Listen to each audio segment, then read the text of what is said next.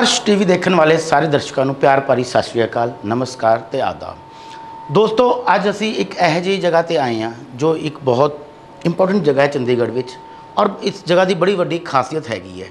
असी आए हैं माँ सरस्वती दी उस दरबार विच जिथे म्यूजिक दी, क्लासिकल म्यूजिक दी, शास्त्रीय संगीत दियाँ क्लासिस लगाई जांदियां ने।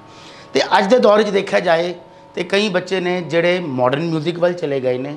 शास्त्रीय संगीत जो साडे देश का ते गुरुआं पीरां दा म्यूजिक है, देवी देवताओं का म्यूजिक, शास्त्रीय संगीत उस तो दूर होंदे जा रहे हैं।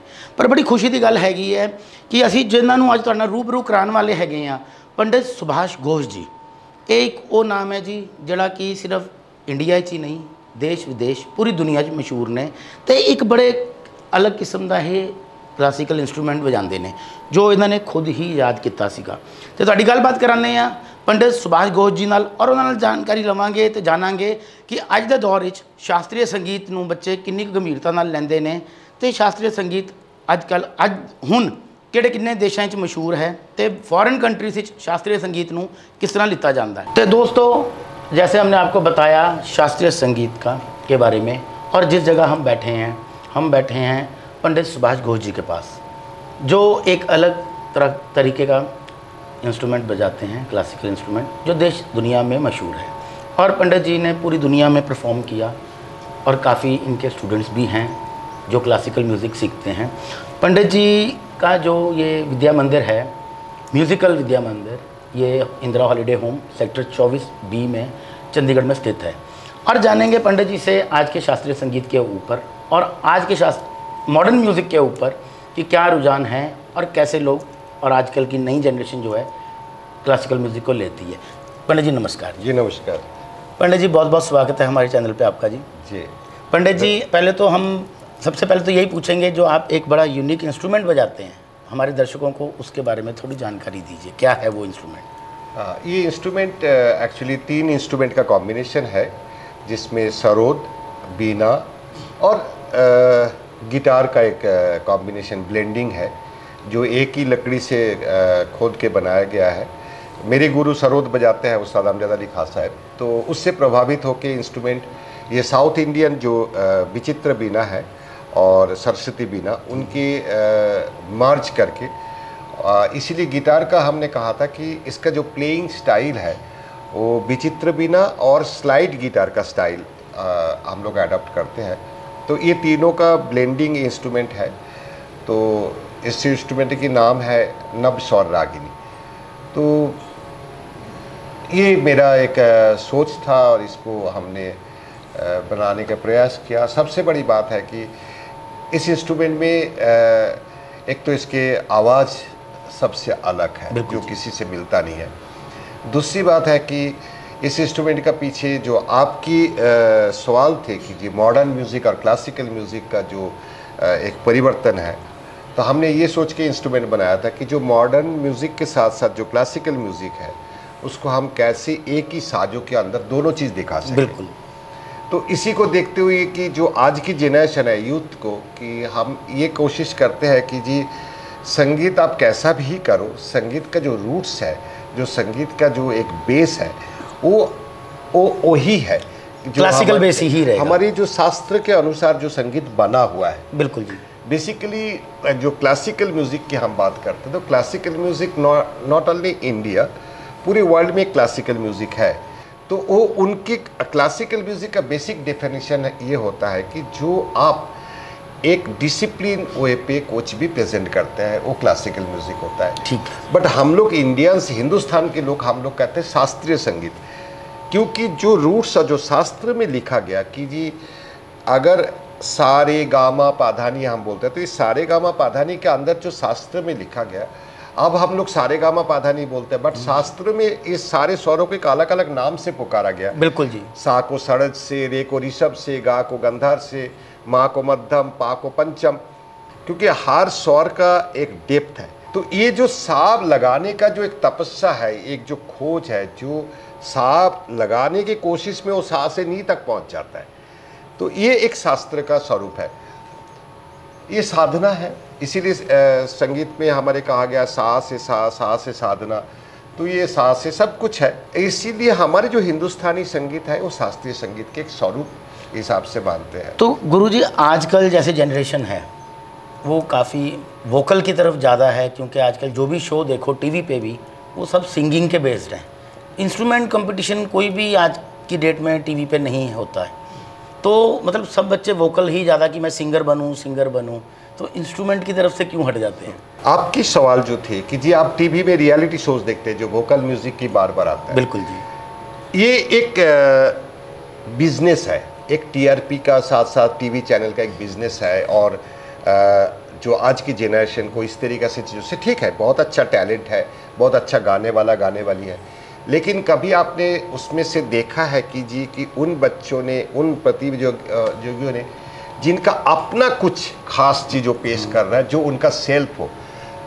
अब मैं आपका गाना गाते रहूं, मैं किसी का गाना गाते रहूं, बिल्कुल जी, ये मैंने उनको कॉपी करके बार बार अभ्यास करके उसको मैं प्रेजेंट कर रहा हूँ। बिल्कुल। अब रही बात आपकी इंस्ट्रूमेंट की, तो वोकल म्यूजिक में क्या होता है कि ईश्वर ने पूरी दुनिया में, अगर आज पूरे विश्व में आपने देखेंगे जितने मनुष्य हैं, तो मनुष्य को जन्म से ही ईश्वर ने उसके अंदर एक संगीत दिया है। जब कोई भी बच्चा पैदा होता है तो सबसे पहले वो रोता है। उसका रोने का जो आवाज़ है जब उसके माँ की कान तक पहुँचते हैं तो उसके माँ को सबसे ज़्यादा दुनिया में खुशी मिलती है। अब देखिए यहाँ पे रोना एक शब्द है, लेकिन हम संगीतकार हैं तो हम उसको कहेंगे वो रोना नहीं है, वो एक आवाज़ है। अगर उस आवाज़ को किसी स्वरों में डाल दोगे तो देखोगे कहीं ना कहीं वो बच्चा सा में ही रो रहा है। बिल्कुल।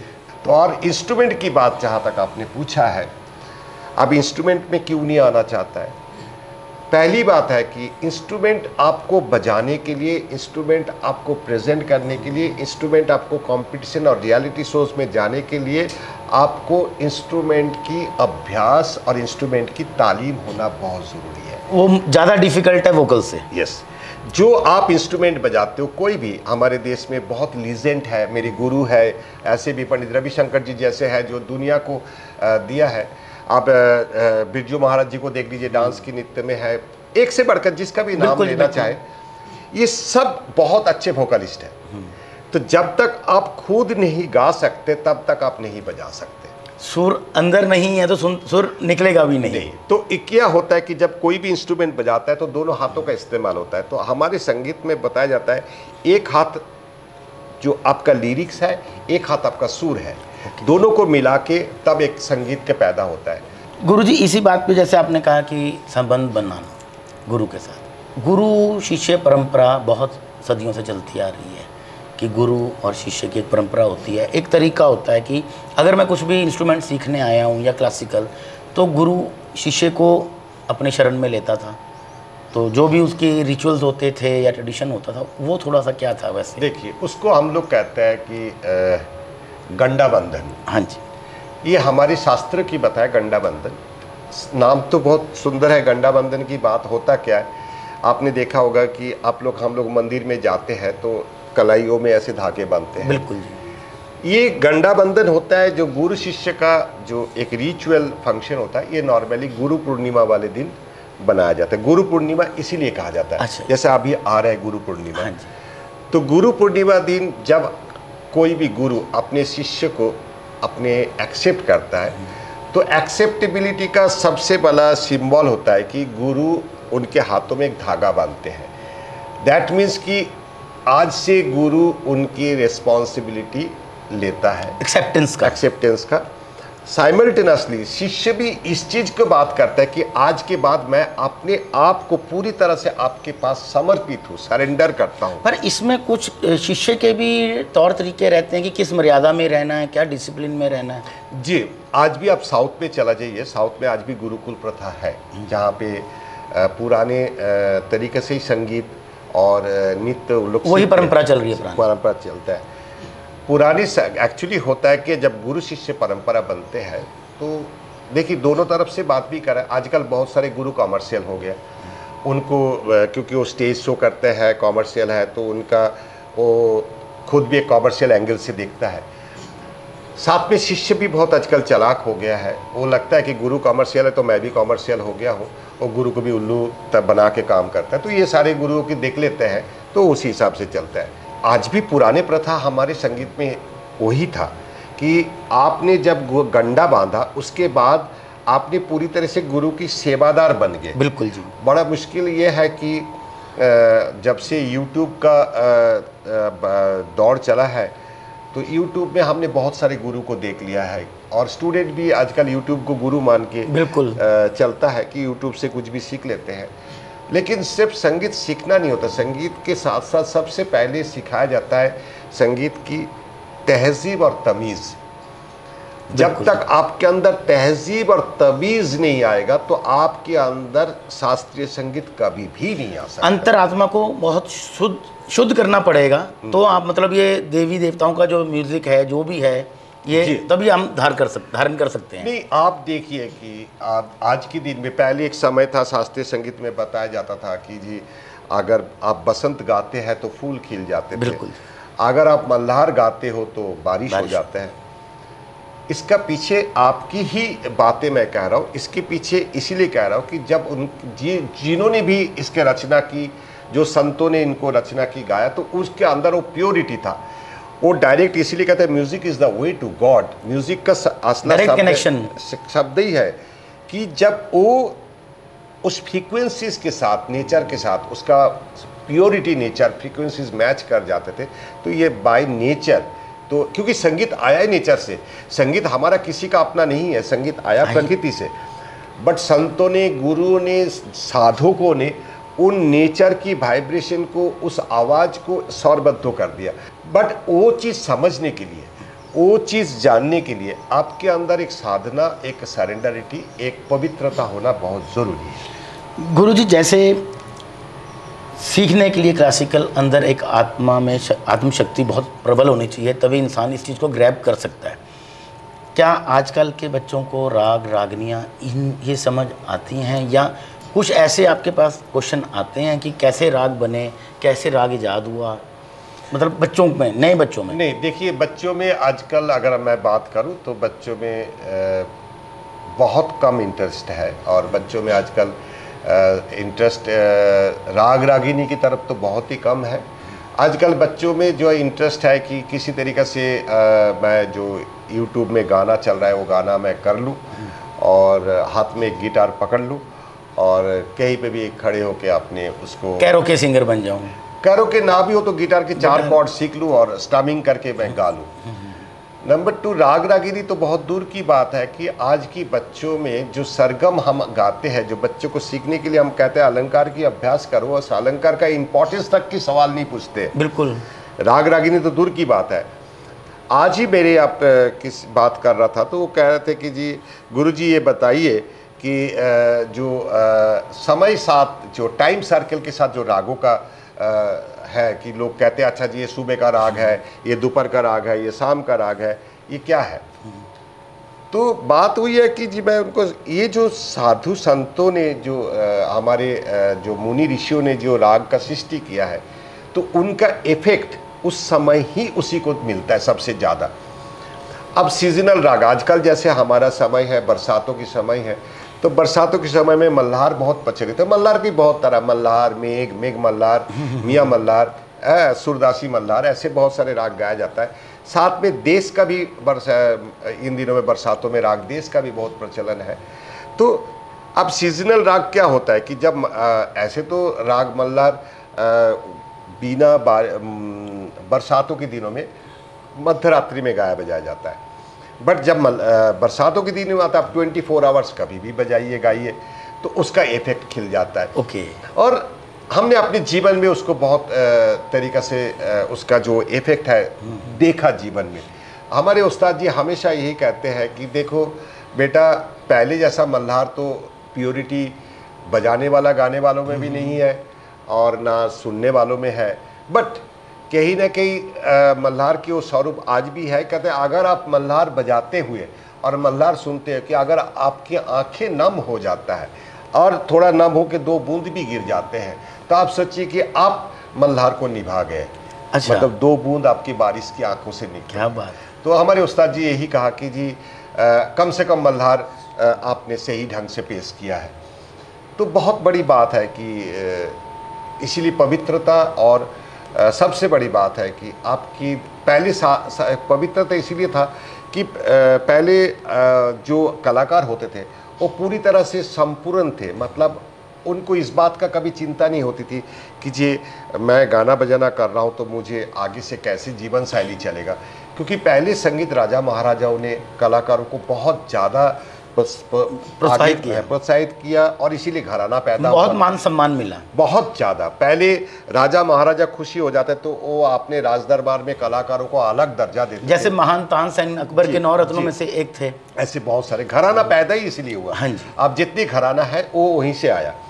तो होता क्या था कि राजा खुश हो जाते थे तो उन कलाकारों को गांव के गांव दे दिया, जमीन जायदाद, जमीन बहुत कुछ दे देते। तो कलाकार को सिर्फ एक ही बात था कि मैं रियाज करूं, साधना करूं और अपने संगीत को और अपने जो राज दरबार है उसको सुशोभित करूं। राजा तो अभी भी है जिसको हम लोग गवर्नमेंट कहते हैं, जिसको हम लोग सरकार कहते हैं, बट सरकार कि जो इसमें हमारी संस्कृति और हमारे संस्कार के ऊपर जिस तरीके से काम करना चाहिए, जिसको प्रोत्साहित करना चाहिए, वो कम है, वो बिल्कुल ना की बराबरी है। गुरुजी, जैसे पहले हम जब बचपन में सुनते होते थे कि महान तानसेन ने दीपक राग गाया, उन्होंने दीपक जला दिया था अकबर के दरबार में जी, और बैजू बावरा ने राग मल्हार गाया बारिश करवा के, वही दीपक बुझा दिया था।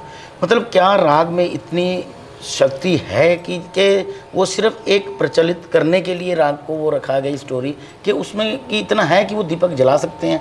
जी बिल्कुल जला सकता है, और ये हिस्ट्री है और ये हमारे शास्त्र में बिल्कुल पूरी तरह से प्रमाणित है कि बेसिकली इसका एक कहानी भी है, स्टोरी है कि राग दीपक जब तानसेन जी ने गाया था तो उन्होंने गाने से पहले बादशाह अकबर को इस बात को बोल दिया था कि मैं दीपक नहीं गाऊंगा।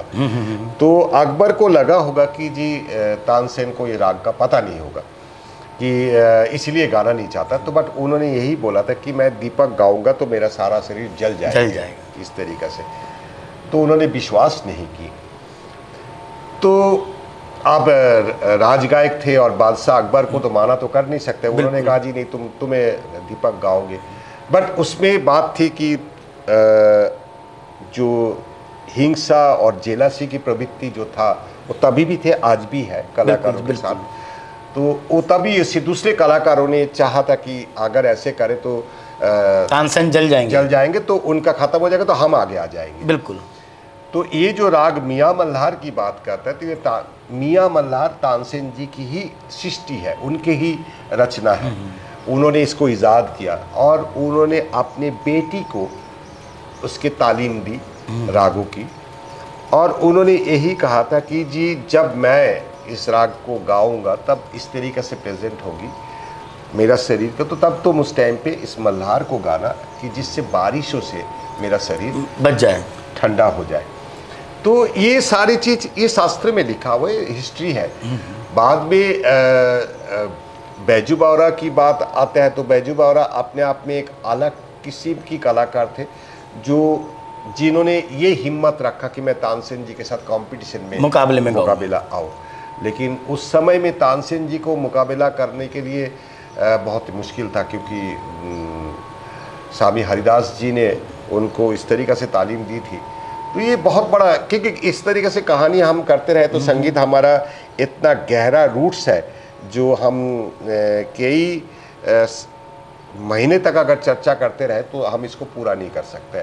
तो बहुत सारे बातें। वैसे आजकल मॉडर्न म्यूज़िक में किस बेस पे ज़्यादा राग के बेस पे गाने बन रहे हैं जी? जैसे राग पहाड़ी भी काफ़ी प्रचलित रहा बीच में। आजकल तो एक तरह से खिचड़ी है। अच्छा। कि आजकल गाना जो बनता है, अभी कुछ समय से हमने जो ऑब्ज़र्व किया है कि उन्होंने बहुत अच्छे रागों के ऊपर काम कर रहा है संजय लीला बंसाली। उन्होंने पुराने प्रथा को बार बार लाने की कोशिश कर रहे हैं और उनके काम बहुत ही क्लासिकल बेस्ड उनके गाने रहते हैं। क्लासिकल बेस्ड के साथ साथ उनकी जो थॉट है पेश करने का, जो रागों का पेश करने का, तो वो बहुत ही अलग किस्म का। विशाल भारद्वाज जी भी बहुत अच्छे, खुद बहुत अच्छा गाते हैं, उनका भी बहुत अच्छा काम, क्योंकि उनकी वाइफ बहुत अच्छा सिंगर है, तो उनका भी प्रेजेंटेशन बहुत अलग है। ये खुशी की बात है कि आज की जनरेशन में जहाँ पे सिर्फ 4 कॉर्ड सीख के और कुछ भी लूप लगा के गाना बन रहा है, उस दौरान मूवीज़ में इस तरीक़े से रागों को अच्छी तरह इस्तेमाल करना, ये बहुत खुशी की बात है कि शायद कुछ समय बाद यंग जनरेशन, क्योंकि पहले तो जैसे नौशाद जी थे, उनका बेस्ड ही सारा क्लासिकल बेस्ड ही फिल्मी म्यूजिक भी रहा, सारे थे। आप किसी की भी बात कर लीजिए, चाहे नौशाद जी ले लीजिए, चाहे कल्याण जी आनंद जी ले लीजिए, चाहे एस डी बर्मन साहब ले लीजिए, लक्ष्मीकांत प्यारेलाल जी ले लीजिए जी, आप बापी लाहिड़ी ले लीजिए, सबकी अपने आप संगीत की तालीम है। बिल्कुल। और मैंने इन लोगों को बताते रहता हूँ, सब ने कहीं ना कहीं से संगीत। अब सलील चौधरी साहब, जिनका संगीत का तो माशाल्लाह बात ही क्या है, उसको कहा ही जाता था कि वो म्यूजिक डायरेक्टर का म्यूजिक डायरेक्टर है। एग्जैक्ट, उनका तो पैटर्न ही टोटल ही अलग था। तो इसीलिए ये सब चीज़ बिना सीखे नहीं होता है। आजकल का संगीत आजकल तो मैंने पीछे बात कर रहा था, आजकल जैसे बरसातों में आपने देखा होगा कि मशरूम खिल जाता है कहीं से भी, जैसे बारिश होने लग जाता है तो हाँ जी, वो जंगली मशरूम जो जंगली मशरूम निकल जाता है। तो आज के दिन में तो ऐसे ही बॉलीवुड में हर 2 दिन के बाद म्यूज़िक डायरेक्टर खिलते रहता है कि अब तो बड़ा वो हो गया कि पहले एक म्यूज़िक डायरेक्टर होते थे, एक एक्सेप्शन था, जैसे कल्याण जी आनंद जी, लक्ष्मीकांत प्यारेलाल, ये जोड़ी ऐसा होता था कि जी एक दुनिया अलग है, इनके काम इतना अलग है। अब तो सब जोड़ी म्यूजिक डायरेक्टर बनने लग गए, तो बट वो स्टेबल नहीं होता है। अब नौशाद जी, खयाम साहब, मदन मोहन जी, ये सब स्टेबल इनका काम की। अब मदन मोहन जी को गाना कोई आसान काम नहीं था, उन्होंने लता जी ही, मतलब लता दीदी के लिए ही संभव कहना चाहता हूँ कि उन्हीं के लिए ही संभव था कि उनके गाने को उन्होंने तो कहते हैं गज़ल का जो पैटर्न था, एक बॉलीवुड में प्रचलन ही गज़ल का चेंज ही करके रख दिया था कि मदन मोहन ने जो मतलब वो इजाद कर दी। गज़ल मतलब स्पेशल पिक्चर भी गज़ल के नाम से ही बनी थी। बिल्कुल। तो गज़ल का रूपरेखा ही बदल दी। देखिए मदन मोहन जी का खास बात थी कि मदन मोहन जी ने संगीत जब अपने कोई भी गाना बनाते थे, आप कभी नोट करके देखिएगा उसके म्यूजिक में सितार बहुत इस्तेमाल हुआ। बिल्कुल। और शायद आपको पता है कि उसने रईस खां साहब को बहुत इस्तेमाल किया। अच्छा जी, हाँ, उनके बैकग्राउंड स्कोर में कहीं ना कहीं सितार भी। अब रईस खां साहब जैसे सितार, जो उनके टोन, जो उसके बजाने का तरीका बहुत कम सितारिस्ट में होता है, तो हमारे मदन मोहन साहब ने उनके बहुत इस्तेमाल किया और बहुत काम उनके अच्छा। तो उनकी ये जो अच्छे कलाकारों का अच्छा अब जो शास्त्रीयता है वो तो दिखता है, और वो इसीलिए आज भी उसको किसी ने मतलब कम नहीं कर सका, बल्कि उल्टा हो गया। हुआ क्या, देखिए जब एक समय था, शायद उस टाइम पे इन गाने को लोगों ने कम सुना होगा, लेकिन जब से ये रियलिटी शो शुरू हो गया, लोग इनको ज़्यादा सुनने शुरू कर दिए। दूसरी बात है कि लोगों को रुझान उस तरीके से चला गया। आजकल तो एक और भी आ गया, किसी को देखो कि जो कहते हैं कवर सॉन्ग बनाना है, तो क्या होता है कि पुराने गाने को ही आज चल रहा है, दोबारा से वो रिसाइकल करने लग गए हैं।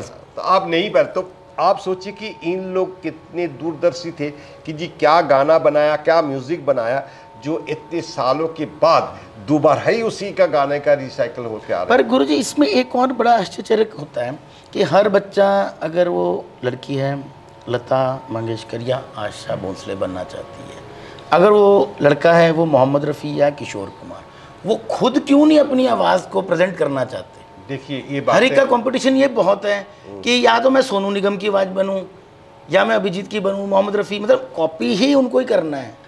तो क्या ये स्टैंडर्ड सेट है? नहीं, मैं यही बातें हमेशा क्लास में बहुत बार समझाता हूँ कि गाना तुम किसी का गाओ, संगीत तुम किसी के हो, लेकिन गाओ अपने में। बिल्कुल। ईश्वर ने, परमात्मा ने जो तुम्हें आवाज़ दी है, तुम्हारे वो आवाज़ को ही आगे करना चाहिए। हमारे उस्ताद जी ने, गुरु ने एक चीज़ समझाया कि जब तक तुम्हारा अपना एक इंडिविजुअल स्टाइल नहीं पैदा होगा, तुम्हारे आइडेंटिटी कभी नहीं बन सकता। बिल्कुल जी।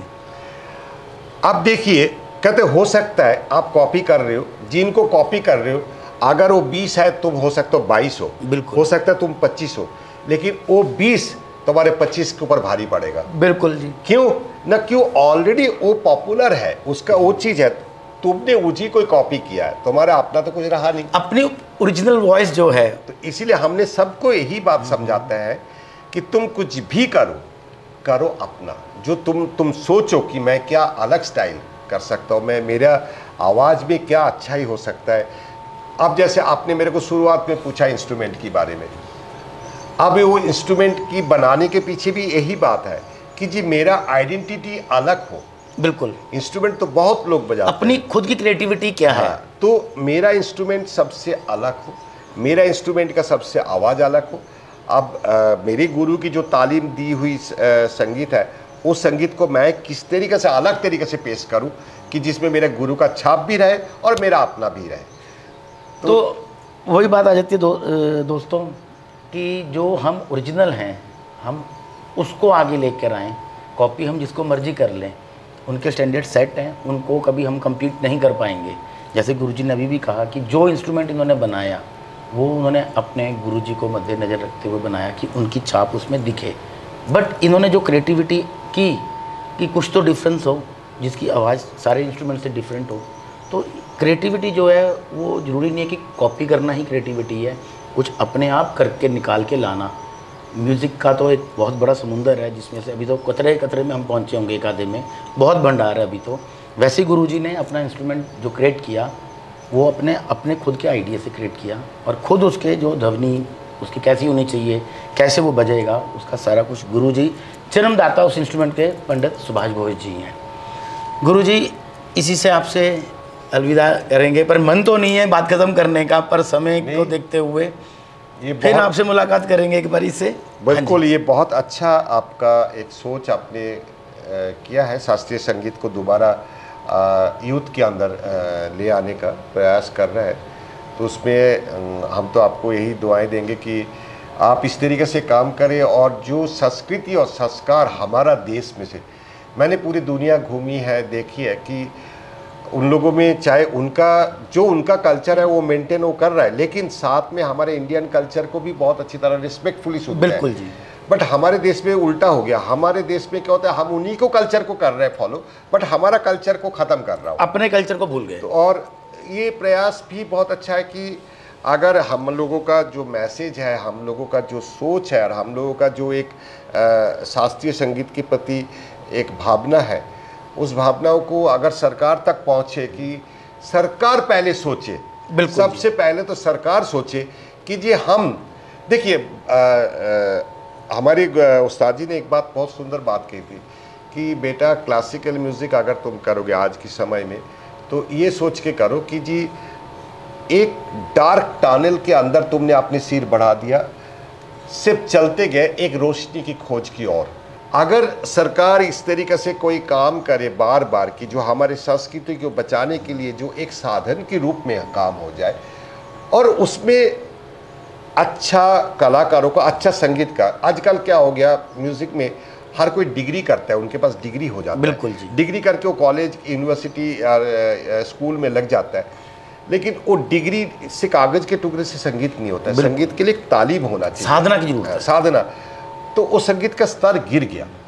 तो अगर इस तरीके से अच्छा साधन के साथ सरकार अगर इस तरीके से, हमारे देश में बहुत गुणी, बहुत विद्वान कलाकार है जो शायद अपने आप को कभी आगे लेके नहीं आते हैं, ऐसे के संस्कार मतलब कलाकारों को अगर इस तरीक़े से लेके आए, और जिसको देख के आप जैसे चैनल पे इतना बहुत खूबसूरत काम करे, ऐसे बाकी लोग अगर इस चीज़ को देख के सरकार उसको सपोर्ट करे और बच्चे देखे, यूथ देखे, तो मेरा विश्वास है कि फिर यूथ दोबारा हमारा संस्कृति की तरफ झुक के आएगा। ख़त्म करने से पहले एक बार छोटी सी बात करूं, आज बहुत पुरानी बात है, ये 1995 की बात बता रहा हूं। तब मैंने एक ऑस्ट्रेलियन ग्रुप था, सिरॉको ग्रुप, जो जैज़ ग्रुप के साथ मुझे मौका मिला काम करने का, बहुत सारे देश घूमने का, बहुत सारे काम करने का। तो जब मैंने उनके साथ पहली बार काम किया, और जब हमने अपने क्लासिकल म्यूज़िक की बात की, तो उन्होंने बहुत सिंपल वे पे एक बात कहा कि जी कि हमारा संगीत इतने हमारे ऊपर से निकल जाते हैं कि जी बहुत मुश्किल है उसको पकड़ना और समझना। बट जब ऐसे चीज़ होते हैं तो इसका मतलब हमारा संस्कार और संस्कृति बहुत रीच है, जो आज तक किसी ने इसको ख़त्म मतलब काबू भी नहीं कर पाए। तो इसीलिए हमारा एक विनती है सरकार की तरफ तो कि संस्कार और संस्कृति को बचाने का प्रयास करो, और आप जैसे शख्सियत इस तरीके से काम कर रहे हैं, वो बहुत बहुत आपका धन्यवाद और एक काबिल तारीफ़ है आपका कि आप कर रहे हैं। तो गुरुजी एक आखिरी क्वेश्चन है जी, पुराने म्यूज़िक डायरेक्टर का कोई एक गाना जो आपका पसंदीदा हो, जो आपके दिल के करीब हो गाना, 2 लाइनें हमारे दर्शकों के लिए। नहीं देखिए, पुराने गाने का तो कोई अंत नहीं है, और कई बार पसंद की बात होती है तो संगीत में ऐसा कोई भी चीज़ नहीं है कि जो पुरानी चीज़ में कि किसी को ना पसंद। बिल्कुल कि वो आपका बहुत सिंपल, आप देखिए सबका एक अलग अलग स्टाइल है। कल आप हेमंत कुमार को सुनिए, वो ऐसा एक अलग स्टाइल है।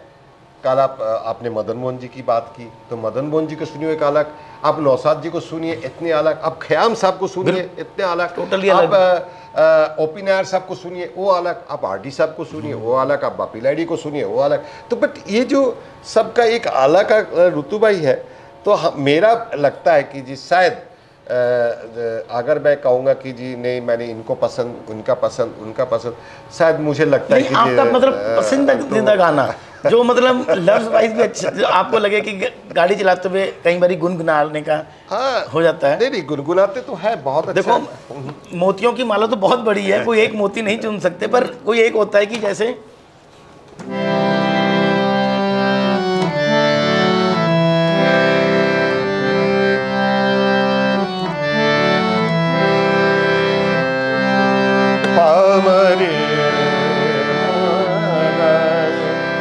गरे नि धनि रे पा रे गरे नि सा नाम गुम जाएगा, चेहरा ये बदल जाएगा, मेरी आवाज़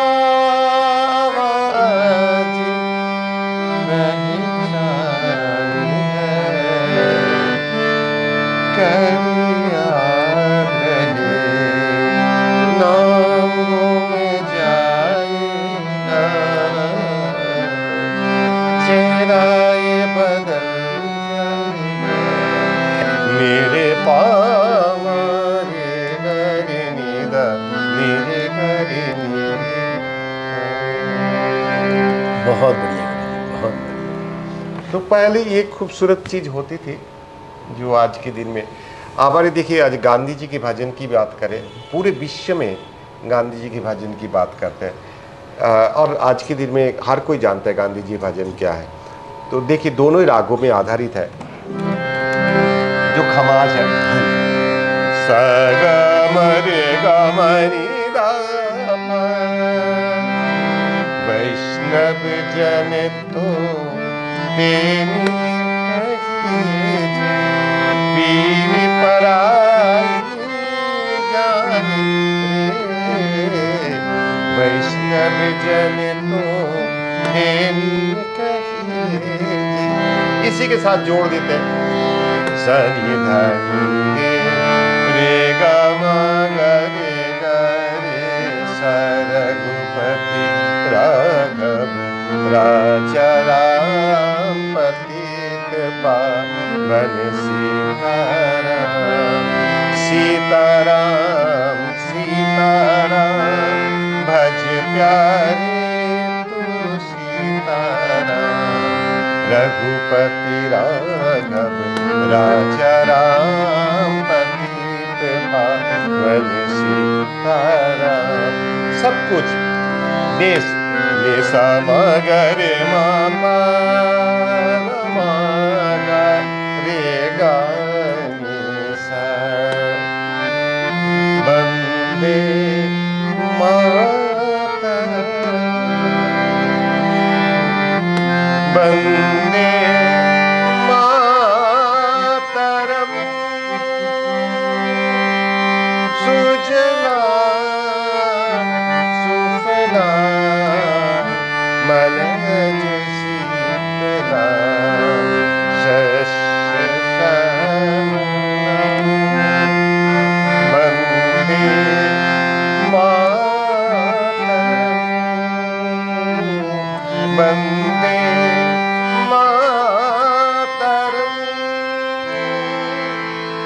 पेश आए। तो इस तरीके से जो शास्त्र के अनुसार जो चीज़ बनाया जाता है वो कभी ख़त्म नहीं हो सकता है, वो स्टैंड करेगा। जो एक पवित्र चीज़ है वो रहेगा, वो रहेगा। तो इसी तरीके से अब एक साथ एक से दूसरी चीज़ों में जाना बड़ा मुश्किल पड़ता है। तो बट कहने के मतलब ही ये सारी चीज़ बच्चों को बताना भी ज़रूरी है कि जी तुम स्कूल में वंदे मातरम गा रहे हो तो साथ में इस राग देश को भी जानो। बिल्कुल। तो अगर बहुत खूबसूरत गाना था जो बहुत टीवी में चले, मिले सुर तुम्हारे हमारे, तो उसमें भी राग देश की मल्टी आर्टिस्ट जो पहले चलता तो था, चलते थे।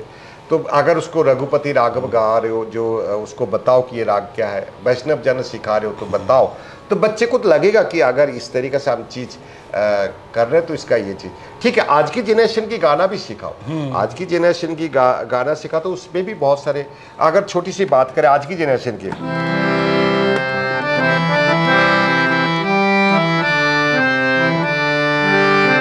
मैं जहाँ भी रहूं, मैं कहीं, ये जो दिल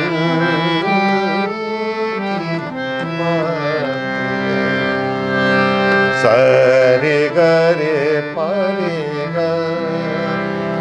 गरे ध सरे ग परे ग पदा पगा परे ग सरे ग सरे, मैं जहाँ भी रहूं, मैं कहीं रहूं, ये जो दिल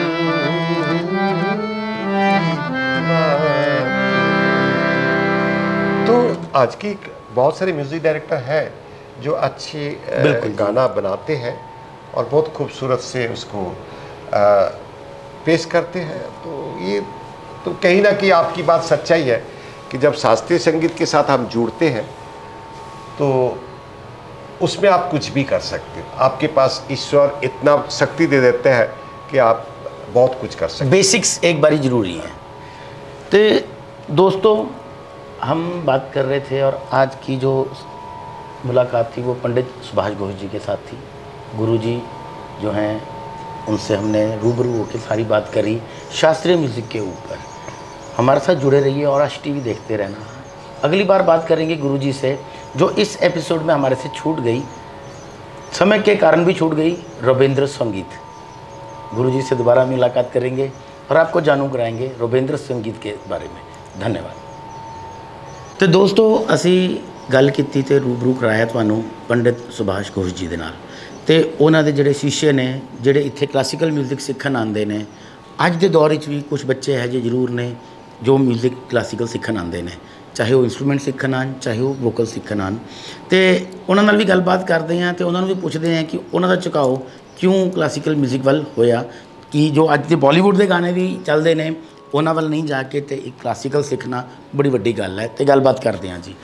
हाँ जी बेटा, आपका क्या नाम है? मेरा नाम रत्ना है। आप क्या सीखते हो? म्यूजिक के, हारमोनियम के, वोकल? मैं हारमोनियम और वोकल दोनों सीखती हूँ सर। आप भी मतलब सिंगिंग सीखना चाहते हो? हाँ जी, हाँ जी। अच्छा, तो बॉलीवुड के लिए गाने गाने के लिए कि क्लासिकल?